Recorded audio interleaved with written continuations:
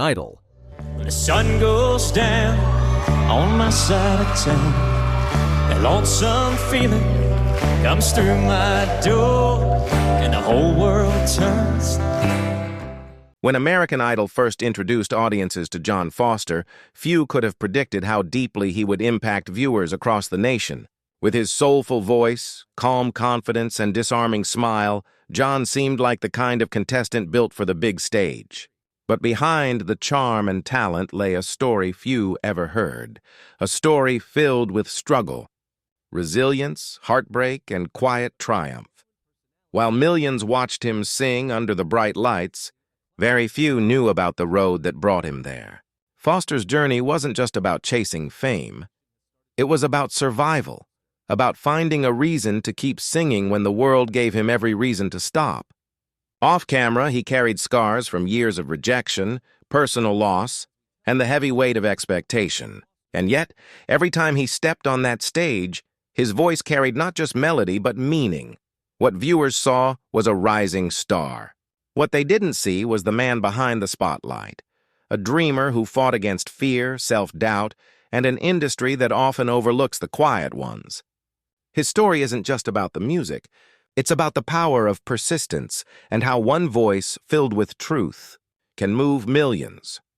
As John Foster once said in an interview long after his Idol days, "I didn't come here to win. I came here to be heard. And once you know what really happened behind the scenes, you'll never listen to his songs the same way again." Long before the stage lights and screaming crowds, John Foster was just a quiet kid from a small Midwestern town. The kind of boy who'd rather hum along to the radio than join in noisy playground games. His family wasn't rich, and their home was filled with more love than luxury. His mother worked 2 jobs to keep the lights on, while his father, a mechanic, spent weekends fixing old cars in the driveway with a transistor radio humming softly nearby. That radio, John would later say, was his first music teacher. Music came to John early, but quietly. He didn't belt out songs in front of mirrors or dream of fame. Instead, he listened, really listened, to every lyric, every emotion behind a voice. When he was 10, he found his late grandmother's old guitar in the attic, its strings rusted and body cracked. He didn't know a single chord, but that didn't stop him. He would sit on the porch, plucking at the broken strings, imagining what the songs might sound like if he knew how to play them. By high school, John had become known as the quiet kid with the voice. His classmates would sometimes beg him to sing during assemblies, and when he did, the room always fell silent. It wasn't just his tone, it was the honesty behind it. Every note felt like it came from somewhere real, somewhere deep. But even as people praised him, John struggled with doubt. He came from a place where dreams often stayed dreams. His parents loved him deeply, but they worried about the world beyond their small town. "Music's beautiful, son," his father once said. But beauty doesn't always pay the bills. After graduation, John took a job at a local diner, washing dishes during the day and singing at open mics at night. Those small performances became his escape, his way of feeling seen. The audience was usually small, but every now and then, someone would come up afterward and say, "You should be on American Idol." John would laugh it off, thinking they were just being kind. Then, one night after a particularly emotional set, a traveling musician who'd stopped by the diner handed him a card. "Kid," he said, "you've got something real. Don't waste it in this town. Go show them." That single moment planted a seed that John couldn't ignore. For weeks he thought about it. The idea of standing in front of celebrity judges, cameras, and millions of viewers, it terrified him. But something inside whispered louder than the fear. "You'll never know unless you try." So, in the fall of 2019, with nothing but a worn guitar, a backpack, and a borrowed car, John drove hundreds of miles to the nearest audition city. He slept in the car the night before, too nervous to eat. When his turn came, he stood before the judges, hands trembling, and sang a stripped-down version of Hallelujah. The moment he finished, the room was still. One of the judges leaned forward and said softly, "John, that was haunting." And just like that, the quiet kid from the small town, the one who never believed the world would hear him, had finally found his voice. It wasn't just the start of his American Idol journey. It was the beginning of everything.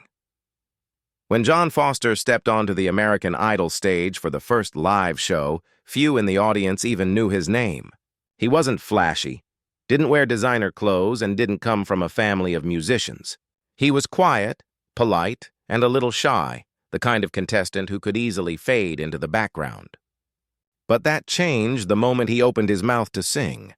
His first live performance, a raw acoustic cover of Fleetwood Mac's Landslide, sent chills through the room. It wasn't perfect, but it was real. The judges leaned in, and the audience, both in the studio and across America, could feel something honest in his voice. One judge said afterward, "You remind us why this show exists. You make people feel something again." Overnight, John went from an unknown name to a fan favorite. Viewers began calling him the soul of season 19. On social media, his performance clips were shared thousands of times. Fans from across the country wrote messages about how his voice reminded them of simpler times, or helped them through heartbreak, or gave them hope. And while John appreciated every word, he also felt the pressure building. As the weeks went on, the competition got tougher. Flashier contestants started to dominate headlines. Singers with stage pyrotechnics, big dance numbers, and powerhouse belts that could shake the rafters. John's approach was different. He believed less was more. No backup dancers, no lights, just him and his guitar. It was risky. In a show built on spectacle, simplicity could be seen as weakness. One night, after a tense rehearsal, one of the producers pulled him aside and said, "John, you're great, but you might want to make it bigger. America loves big moments." John nodded politely, but deep down, he knew he couldn't fake it. "If I start pretending," he later told an interviewer, "then what's the point of singing at all?" That conviction became his signature. Every week, while others tried to outsing or outperform each other, John stayed grounded. He sang like every note was a confession, every lyric a memory. During one particularly emotional episode, he performed "Let It Be," dedicating it to his mother, who had recently fallen ill. The audience didn't just clap, they cried. Even the judges wiped away tears. It wasn't just a song anymore. It was a moment of truth. But with growing fame came loneliness. Behind the bright stage lights, John was struggling. The constant travel, rehearsals, and media attention began to wear him down. He missed home. The smell of coffee at the diner, the sound of crickets outside his window. Fame was supposed to feel exciting, but often it felt like pressure he couldn't escape. Still, he pushed through. He made it to the semi-finals, something few had expected at the start. And while many thought he might actually win, John wasn't focused on the trophy anymore. One night, before walking on stage, he looked in the mirror and whispered, "Just sing it like it's the last time." That night, his performance of Bridge Over Troubled Water became one of the most talked-about moments of the season. Fans flooded social media with messages like, "That's not a performance, that's a prayer." Even though John didn't win American Idol, he had already achieved something far greater. He had won people's hearts. As the confetti fell for someone else, John stood backstage smiling quietly, guitar in hand. "It's okay," he said softly. "This is just the beginning." When the cameras stopped rolling and American Idol ended, John Foster expected life to calm down. But he quickly learned that fame doesn't fade just because the show does. Almost overnight, his life became a whirlwind of interviews, offers, and constant travel. Everyone wanted a piece of the quiet kid with the soulful voice. Record labels called, managers reached out, and fans flooded his social media with love, and sometimes with demands he couldn't keep up with. For a while, John tried to embrace it all. He signed a small recording deal, began touring coffee houses and small theaters across the country, and even released an EP that hit the iTunes charts. But behind the smiles and stage lights, the pressure was mounting. Every performance felt like a test. Every new song compared to his American Idol moments. People expected him to be that same humble, emotional kid from TV. But the truth was, John was changing. Fame, as he would later say, doesn't just show you who you are. It shows you who you're not. He started to feel the weight of expectation everywhere. The interviews grew repetitive, the rehearsals endless. Reporters asked about his personal life, his family, even his heartbreaks. Once, during a radio interview, a host casually mentioned, "People say you're the next Ed Sheeran." John smiled politely, but inside he winced. He didn't want to be anyone else. He just wanted to sing his truth. That truth, however, was getting harder to hold on to. His mother's health worsened, and John began flying home between shows to care for her. He'd sit beside her hospital bed with his guitar, playing softly while machines beeped in rhythm.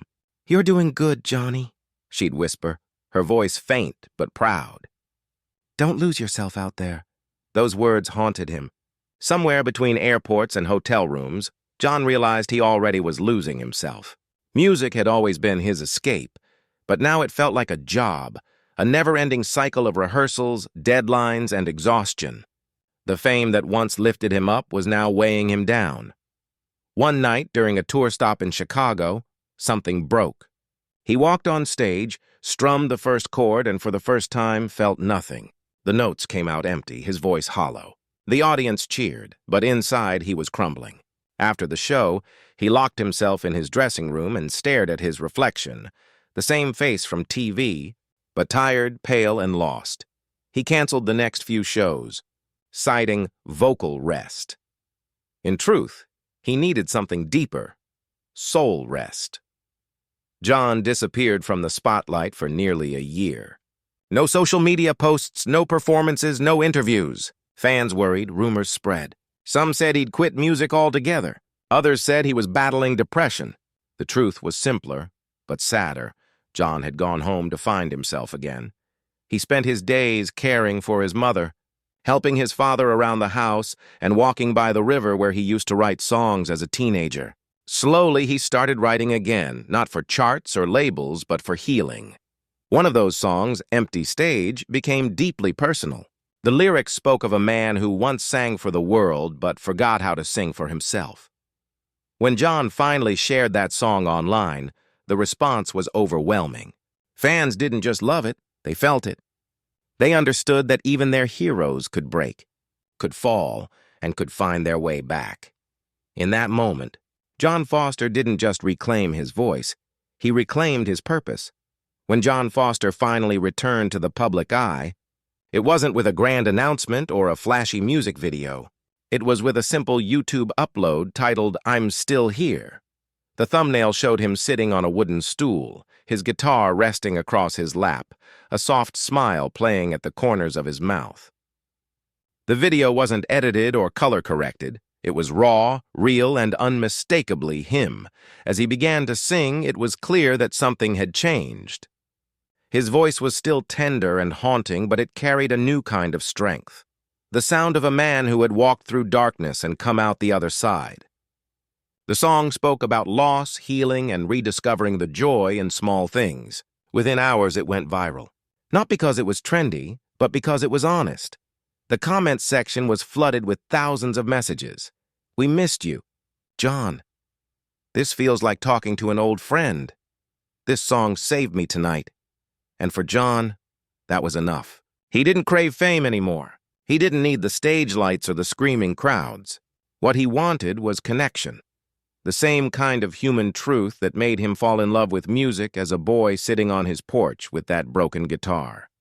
Soon after, small venues started calling again, not arenas, not massive festivals, but intimate places where every lyric could be felt. John agreed, but only on his own terms. No huge management teams, no creative control battles, no deadlines. Just him, his songs, and the people who truly listened. When his tour began, fans described it as something close to spiritual. There were no laser lights or loud effects, only John, a spotlight, and silence so deep that you could hear every breath. Between songs, he would tell little stories about his mother, about American Idol, about the lessons fame had taught him. He often said, "I used to think success meant being seen by everyone. Now I know it means being understood by someone." The press called his comeback humble but powerful. Former Idol judges praised his authenticity, saying he'd done what few reality show stars ever manage. He turned a moment of fame into a lifetime of meaning. But for John, the real reward came quietly. One evening after a small-town show, a young girl approached him shyly with a folded piece of paper. Inside was a handwritten note. "Your music made me believe I could sing too." John smiled and said, "Then promise me something. Don't sing to be famous. Sing to be free." That's the man John Foster became. Not a celebrity, but an artist in the truest sense. Years later, when asked in an interview what his proudest moment was, he didn't mention American Idol or the viral videos. Instead, he said, "It's knowing I didn't let the world change my heart. I lost myself once, but I found my way back through music, and that's everything." Today, John lives quietly, splitting his time between writing, mentoring young artists, and performing at charity events. He doesn't chase fame anymore, but somehow, it keeps finding him, not in headlines, but in the hearts of those who hear his songs. Because John Foster's story isn't just about a singer who rose and fell, it's about a man who learned that sometimes the most